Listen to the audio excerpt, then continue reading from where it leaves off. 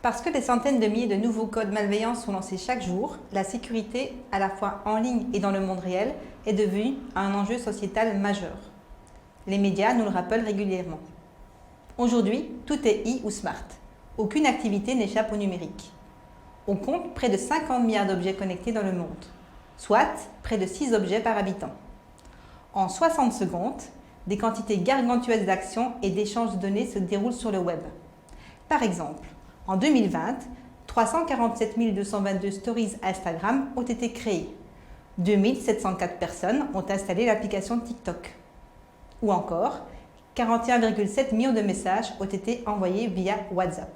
En bref, le flux de connexion, notamment en période de confinement, mais également la nature et la quantité des données collectées et échangées explosent. Et cette multiplication ne profite pas qu'aux GAFAM. Le phishing ou hameçonnage a été élu cyberattaque la plus populaire en 2020. Le moteur de recherche Google a détecté au cours de ses indexations plus de 2 millions de sites d'hameçonnage, soit 46 000 nouveaux sites chaque semaine. 18 millions d'attaques ont été recensées chaque jour, des chiffres qui interpellent. Ces attaques visent-elles majoritairement les entreprises? Vous pensez peut-être que vos données personnelles n'ont pas de valeur? Leur commercialisation par les GAFAM devrait pourtant vous avoir fait comprendre le contraire. Sachez que lorsqu'on parle de cybersécurité, la question n'est pas de se demander si ça va vous arriver, mais quand ça va vous arriver. Toute personne qui utilise les réseaux Internet est une victime potentielle pour les cybercriminels. Il ne s'agit pas d'être paranoïaque, mais d'évaluer correctement les risques et d'y remédier ou pas de manière efficace et systématique. La sécurité n'est pas qu'une affaire de techniciens. Elle est de la responsabilité de chacun. Il faut induire une culture de sécurité, de prudence et de prise de risque raisonnée. Cela s'apprend et dans l'idéal dès le plus jeune âge. Phishing, SMShing, téléchargement de logiciels malveillants, virus, vol de mots de passe. Si les menaces sont les mêmes que pour les adultes, la façon dont les cybercriminels ciblent les jeunes est très différente. Vous et vos élèves en prendrez conscience en découvrant le jeu de rôle développé par la chaire en éducation au numérique de l'Université de Namur. Téléchargeable gratuitement, accessible dès 8 ans, ce jeu permet de s'initier au concept de base de la cybersécurité, mais surtout permet de prendre conscience de certaines choses. Par exemple, du fonctionnement des différentes menaces sur Internet, du fait que les menaces sont mises en œuvre par des personnes et non des machines, et que ces personnes ont certaines intentions, de la valeur des données qui sont volées ou endommagées, c'est-à-dire ce à quoi les pirates s'intéressent et pourquoi. Des conditions et du contexte social à partir desquels les menaces peuvent réussir et devenir des attaques, ou échouer. Et enfin, du fait que le contexte peut rendre crédibles les attaques et que les personnes qui sont attaquées ne le savent pas nécessairement. Pour y arriver, ce jeu met en scène 6 adolescents, Alice, Bob, Carole, David, Fanny et Greg. Ces adolescents communiquent entre eux via un système de messagerie instantanée tel que WhatsApp ou Messenger. Leur but est d'échanger un maximum de données entre eux. Alors, ces adolescents vont être confrontés, sans le savoir et sans en avoir conscience, à 3 pirates, Eve, Oscar et Peggy. Eve consulte les communications pour récolter un maximum d'informations sur chaque ami. Oscar, lui, usurpe l'identité des amis pour envoyer en leur nom des messages dont le contenu est piraté. Enfin, Peggy manipule les amis à travers des messages pour que ceux-ci communiquent leurs données personnelles. Évidemment, les pirates ne sont pas présentés comme des pirates. Si les adolescents forment une équipe, les pirates, eux, agissent chacun pour leur compte. Enfin, un dernier rôle, un rôle neutre mais indispensable dans le jeu, est celui du routeur. Le routeur assure le routage des messages, à savoir leur transport d'un destinateur vers un destinataire. Vous l'aurez compris, ce jeu est un jeu en débranché. Et 6 amis, 3 pirates et un routeur constituent une équipe de jeu. Et selon le nombre d'élèves que vous avez dans votre classe, il s'agit de multiplier les équipes. À savoir que le nombre d'amis peut être réduit à 4 si besoin.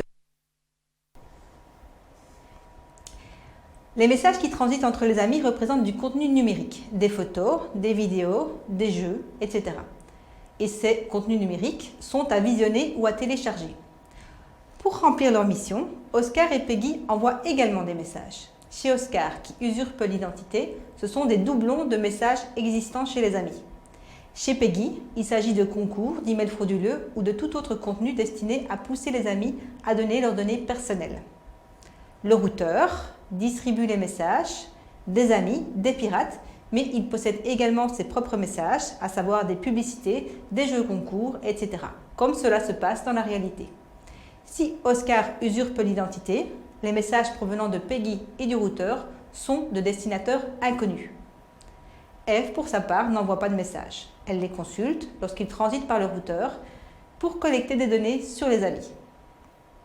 Alors, maintenant qu'on a vu le matériel, comment le jeu se déroule-t-il?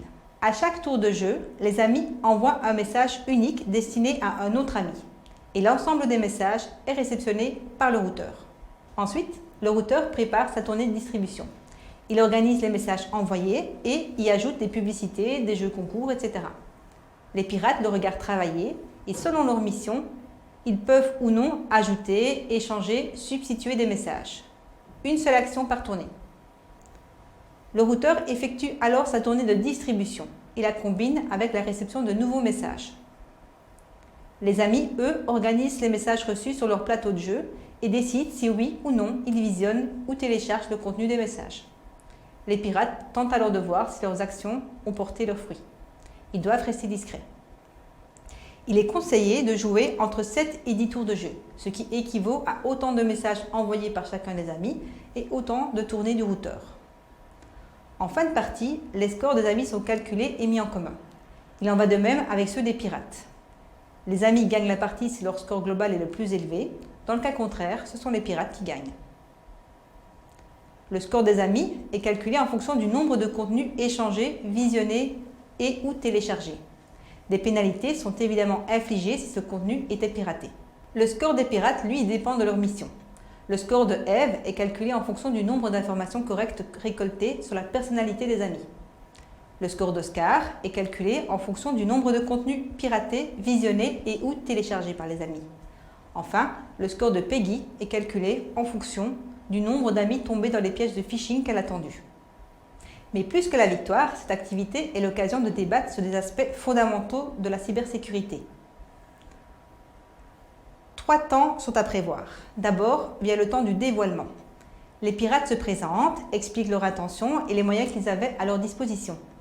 Ils expliquent les actions qu'ils ont entreprises durant le jeu, celles qui ont réussi et celles qui ont raté.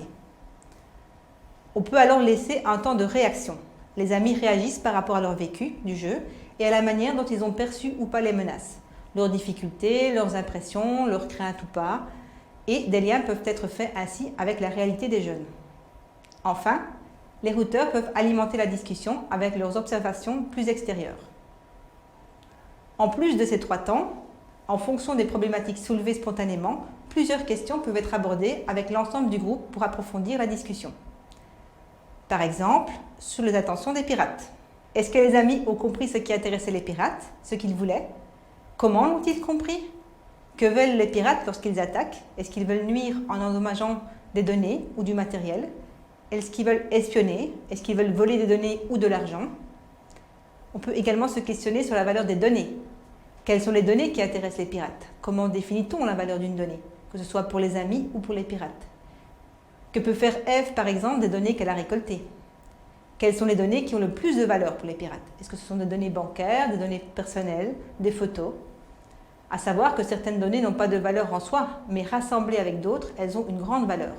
Par exemple, les données personnelles récoltées en plusieurs fois pour établir le profil de quelqu'un, ce qui peut servir par la suite à usurper son identité. Enfin, quelles données peuvent servir à une attaque, par exemple, et à quelles données les pirates ont-ils eu accès? Enfin, on peut également se questionner sur la manière d'identifier une menace. Comment les élèves se sont-ils rendus compte ou pas qu'il y avait menace dans certains messages? Comment les pirates ont-ils fait pour ne pas se faire remarquer? Dans quel cas ça a marché? Dans quel cas ça n'a pas marché? Enfin, comment les pirates parviennent-ils à rendre crédible leur attaque dans le contexte d'échanges entre amis? Et ce ne sont là que des exemples de ce que vous pourriez aborder avec votre classe sur base de ce jeu.